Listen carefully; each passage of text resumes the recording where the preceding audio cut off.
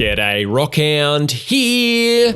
Well, as you might have heard by now, a few days ago Embark Studios announced that Ark Raiders has now had a change of genre from what was a co-op PvE shooter with a separate PvP mode to a full PvPvE survival extraction shooter. This follows on from the free-to-play third-person shooter game being delayed last year in order to add a PvP mode and allow the finals to move forward as their first release. Embark has also announced that Ark Raiders will have a closed alpha test soon. Now, I was just heading out of town for a few days when the news broke via a Medium article and identical Steam update from an executive producer for the game, Alex Grondel. So while this video might not be the first one you've caught about this Ark Raiders news, those few days have given me plenty of time to gauge the community's reaction and construct my thoughts about where Ark Raiders is now headed. So here's what I'm going to cover today. I'll look at the key points from Alex's update, including the new elements that the game might include, the challenges that an extraction looter shooter faces, and the features I would like to see included in this new PvPvE version of Ark Raiders. I'll also let you know how to sign up for the upcoming closed alpha playtest and the new Ark Raiders Discord server. I'll then take a detailed look at the short GIF of new gameplay footage provided with the update and show you some things that you might have missed. I'll discuss the community's reaction to this news, and lastly I'll give some thoughts about some additional changes I'd like to see Embark Studios make now that they've made this announcement. Let's start with the article. Alex included the following in his update. Last year we made the decision to move the release of Ark Raiders in order to focus on releasing the finals, our team-based first-person shooter, as our first game. At that time we also said we were giving the Ark Raiders team time to add PvP to the existing foundation of the game. Since then, over the course of development, Ark Raiders has taken the shape of what we believe to be a truly promising PvPvE survival extraction shooter, a game that stays true to the Ark Raiders universe and that we're having a blast testing internally. So straight PvE for Ark Raiders is completely gone for the game, and it is now entirely a PvPvE survival extraction shooter. I'll talk about the community reaction to this change in a bit, but let's focus on understanding what the new Ark Raiders game will look like for now. Ark Raiders drops players into a lethal but stunningly beautiful future Earth with hair-raising moments of survival and suspense, human versus machine, human versus human, together or alone, and you versus the sometimes conflicting nature of your own humanity, all in the spectacular backdrop of a landscape littered with the haunting remains of the past. I think Alex has made a deliberate point here of acknowledging both the PvE and the PvP aspects of the game, and that's probably because Embark Studios don't want to see the fight against the Ark machines move to being a subordinate part of the game, and I don't either. And that rolls on to Alex's comment about you versus the sometimes conflicting nature of your own humanity. This quandary is echoed later in the article with an excerpt that Alex provides which helps us gain a better understanding of the game. When you see another raider chased by a swarm of Ark drones, do you go in for the kill, do you lend a helping hand, or do you hold back and feast on the valuable remains? Having to make those hard choices about whether to take out a human opponent or not, and having that choice be consequential because removing that opponent potentially puts you in a losing situation against a nearby AI opponent, which could have a different outcome if that player stood alongside you and fought with you, makes for much more varied gameplay than a PvPvE game where killing on sight is pretty much the only logical play, and the decision to do that or not has little consequence.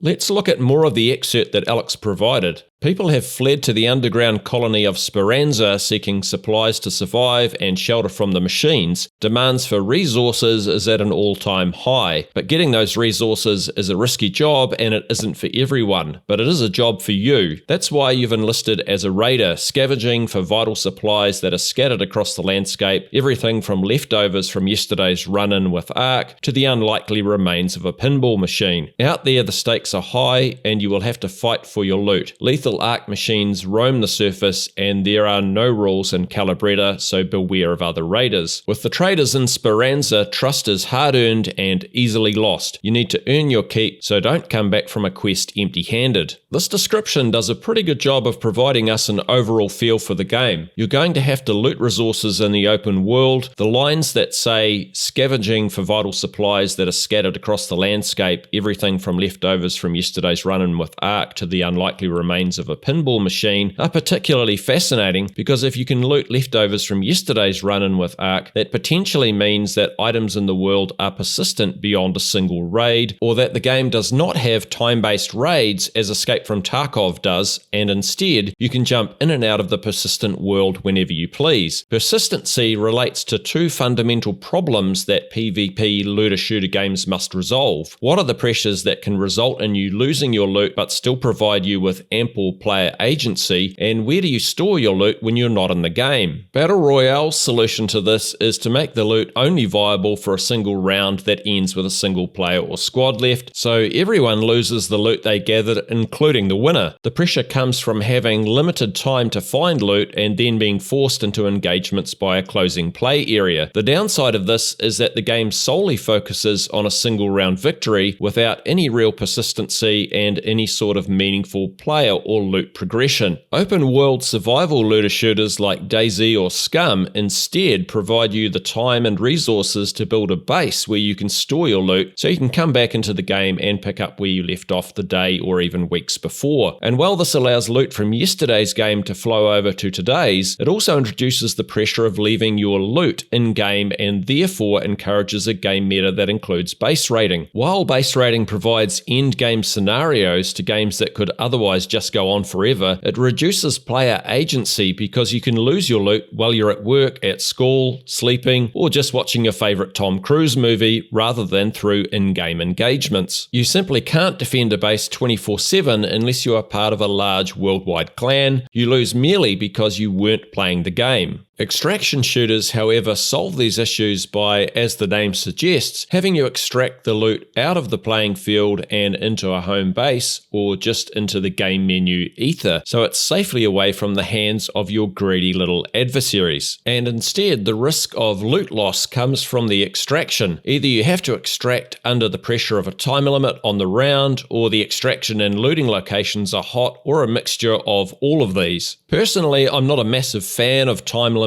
like Escape from Tarkov and Forces. They tend to encourage extraction point camping, and I think they're a distraction from playing at your own pace and the opportunity to take some time to explore the game environment. Additionally, trying to fashion game lore around why time limits exist in the first place often leans towards cliched scenarios, like blaming it on radiation levels, for instance. Having said that, a time limit in Escape from Tarkov makes a lot of sense because some of the maps like Factory are really small, and so after 15 minutes or so, pretty much all the loot is gone from the map and AI scavs are all dead, so there's just no point in being in the map any longer anyway. But the Ark Raiders map is not small. Even a 1 hour time limit could be too short, especially when you take the time to travel around the map into account. We've already seen that the Ark Raiders environment looks awesome with plenty of buildings to explore, so my preference would be that we can stay in the environment as long as we like, but the pressure to extract comes from the PvE side of the game, with Ark's presence increasing once they locate us, which can in turn alert PvP opponents to our location, and of course also from how much loot we can carry. Now, I've always been a fan of highly explorable and highly interactable environments. That the excerpt also mentions we can scavenge for the remains of the pinball machine suggests to me that the world will have a wide variety of objects across the landscape and within buildings that we can search for usable loot. Again, the lack of a round time limit would provide plenty of opportunity to explore an environment like that. Traders with quests probably not too dissimilar to Escape from Tarkov. Sounds like it's also on the cards with the mention of traders in Speranza, whose trust is hard-earned and easily lost, and that you shouldn't come back from a quest empty-handed. I want to see Embark Studios lean heavily into RPG elements like traders and quests, which will help make the game more than a competitive PvP shooter, give us plenty of story depth and reasons to explore and investigate the Ark Raiders world. With the move to PvPvE, I also think that Embark needs to ensure that gunplay isn't too arcadey and feels realistic enough to satisfy those that like a little more tactical play. Being a free-to-play third-person shooter, Ark Raiders is always going to draw a somewhat casual crowd, but having gunplay that sits in the PUBG, Call of Duty or Battlefield part of the spectrum rather than the Fortnite or Escape from Tarkov extreme ends will probably quench the PvP thirst of a majority of players. In making this change from PvE to PvPvE, I think Embark Studios must feel confident that they can fulfill the narrow slot of good gunplay required by a PvP extraction game, which always places a lot at stake from the win or loss of a single gunfight, as well as the casualness that free-to-play games bring. The end of Alex's article lets us know that Arc Raiders will have its first closed alpha playtest soon, and that you can request to be part of that through Steam. I've included a link to the Arc Raiders Steam page in the video description, so head to that if you want to register. The closed alpha will be under an NDA, and if it's like the finals closed alpha, you won't be able to record or stream gameplay, but you'll be able to post your thoughts about the game. In addition to the playtest, Embark Studios has set up an official Discord server for Arc Raiders, although at this stage it's read-only for announcements and so on, but they plan to open it up for everyone to chat in down the track. I've also posted an invite to that in the video description below.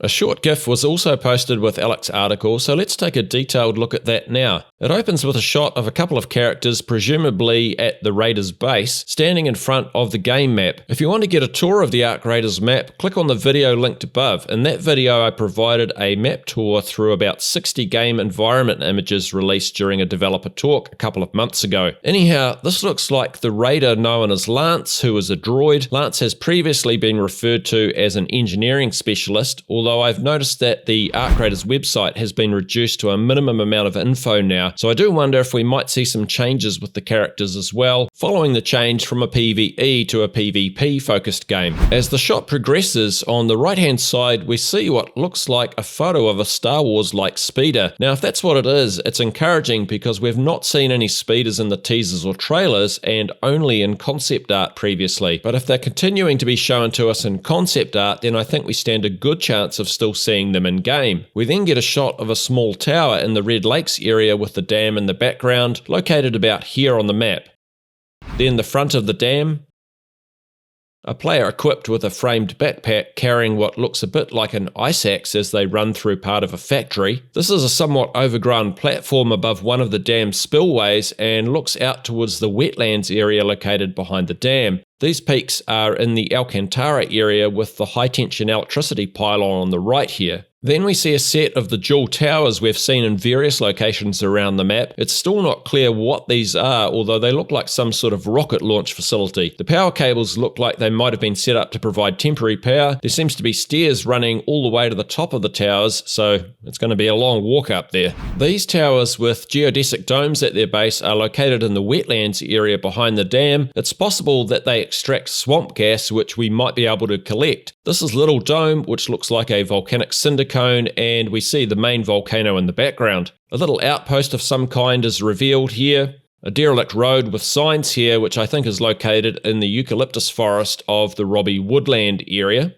We see a player in an underground location with their ice axe again, a decent level of darkness down here. More of the wetlands area, this time under the moonlight, then a flying object with a vapor trail, perhaps one of the Arc craft. A player engages another with a pistol in a built-up area, and then another player shooting an automatic weapon in some sort of warehouse. This gun looks pretty strange, like it's fashioned out of scraps. I'm keen to see more about the weapons and what types we'll have available to us. The GIF then ends with this player shooting something that causes a sizable explosion outside. That covers the announcement and the GIF in the announcement, so now I want to talk about the community reaction to the news. When Arc Raiders was first announced, it was presented as a pure PvE looter-shooter game, so the vast majority of the game's community up to this point have been following the game on that premise, although also knowing from August last year that the game was being delayed while a PvP mode was being worked on. Nevertheless, with most of the community having been looking forward to a PvE looter-shooter, it comes as no surprise that many of them are very disappointed with the decision to move to a PvPvE with no option for PvE alone. I'd say about 90% of the comments I've seen in the Steam discussions and subreddit for the game are from people that are super unhappy with the decision. I've read many comments where players have said things like, no one in the community wanted this, or Embark Studios should have read the room better. I completely get that disappointment. There is no way to sugarcoat the fact that this change leaves PvE only players out in the cold. However, saying that no one in the community wanted this doesn't really consider that there will be a community of PvP fans who will now be drawn to the game, and that's definitely a community that has had a lot of letdowns in recent years. The attention that the finals has received from FPS players, with over 2 million people registering to play the playtests, is testament to how the PvP community is crying out for games with innovation. So I think we'll probably now see a gradual change in comments as the disheartened PvE players leave and a fresh batch of PvP players start following the game for the first time. I suggest that the PvE fans consider sticking around to see what the playtest is like. With core PvE elements still in the game, maybe this will be a game that you can still connect with, but there's only one way to find that out. I tend to play PvP shooter games more than PvE ones, so the change, while a little surprising, isn't a concern, and I'm happy so long as the Ark AI opponents remain a strong element in the game, as that was one of the base premises of the game in the first place. Now, a few negative comments that I saw were particularly intriguing, and they're saying that the extraction shooter genre is already an oversaturated market and that Embark Studios are making a mistake by trying to compete in it. Here's a list of extraction shooter games either released or currently in development. It's not a short list by any means, but is the extraction shooter genre actually oversaturated by what seems like a varied selection of games at first glance? I think I'll dive into the subject more in another video, so let me know your thoughts on the state of the extraction shooter genre in the comments below. But what now for Ark Raiders? Well, I think Embark Studios probably need to take Ark Raiders back a step and provide a trailer that includes some really solid PvP gameplay in it, so that PvP fans are drawn to the game and ready to jump into what is for them essentially now a brand new game. The Ark Raiders community needs time to transform. Additionally, my personal preference would be, now that Embark Studios are moving the game to PvP, I'd like to see them take it a whole step further and give us the option of first person as well. So have servers that only allow third person or first person, and some servers that allow both. I know that's easy to say and that adding first person is a huge amount of work, but if it's going to be a PvP game anyway, it would definitely draw a lot more players into the game by offering first person as well.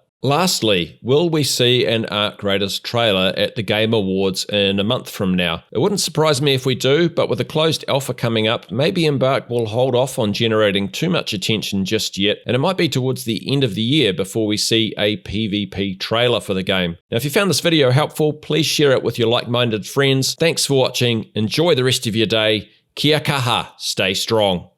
Everybody knows world ain't right. Down on your knees, get up and fight.